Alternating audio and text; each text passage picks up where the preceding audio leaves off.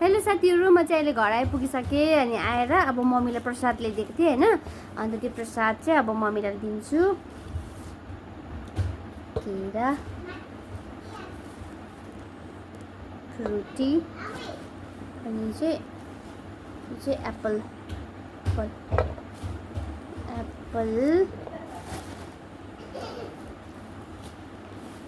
अनि प्रसाद।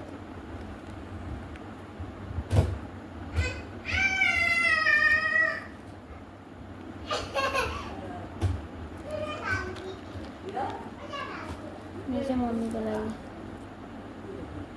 चरण भगवान बाबाको चरण कमलको फ्लावर।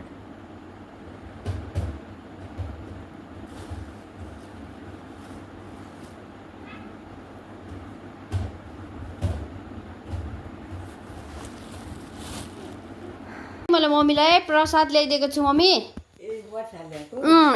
प्रसाद हो, यो चाहिँ प्रसाद हो। अन्त बहिनीले विभूत ल्याइदिनु भयो आमैलाई पहिला। एकछिन छोड न, यो राख। तिम्रो परा छ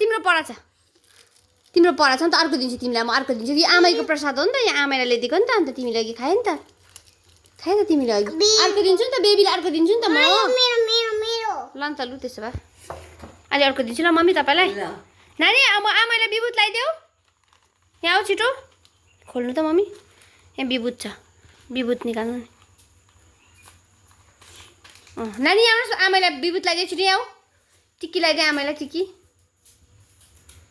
छिटो यहाँ आऊ न। त्यो बेसी खानु हुँदैन नानी, आमैलाई दिनुहोस्। त्यो अर्को ल्याइदिनुहोस् आमैलाई। यहाँ टिक्की ल्याइदिनु आऊ, छिटो बहिनी, टिक्की ल्याइदिनु आऊ छिटो।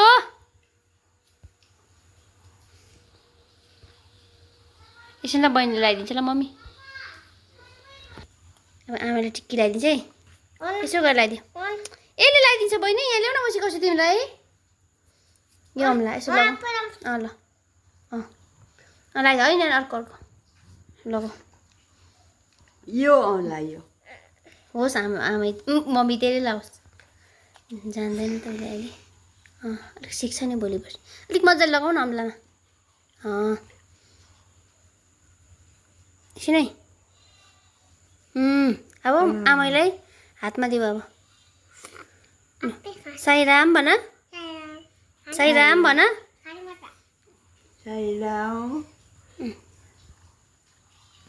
खै जो ढोकेको खोइ।